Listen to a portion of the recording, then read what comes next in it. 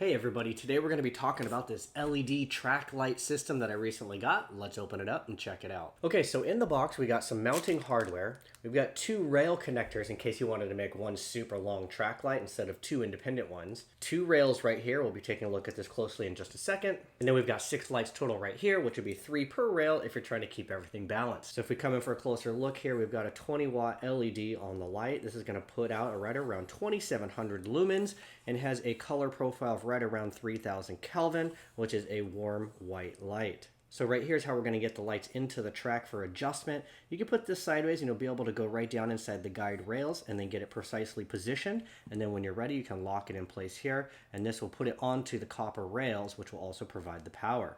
So if we come in closer on the rail, they're going to be about 40 inches each. You can slide off the end cap here if you wanted to connect 2 rails in series. And under the screw here is where we're going to get access to put our electrical. And then if we remove the cover here, this is where we're going to be able to put our power wires, positive and negative. So when it's ready for install, mount this thing up to the ceiling, wherever you want it.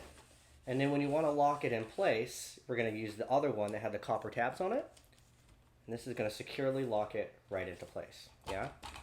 And then you'll be able to adjust the light, twist, and angle later on. Now, just as a side note, you don't have to slide it down from the side. You could easily just put it right in place and throw the 2 latches and it's perfect. Yeah, I think there's just something gratifying for me about putting it on and sliding it back and forth and getting the right positioning from the end, but you know, to each their own. And just like that, we're ready to go. Let's plug it in and see how they shine. And then now for the moment of truth, let there be light. And so there we go. This thing is lit up, right? We can adjust this at a later point in time. All of these can rotate 360 degrees, right? They have a nice pan, yaw, and tilt, right? And you're going to be able to get the light to focus wherever it is that you want to.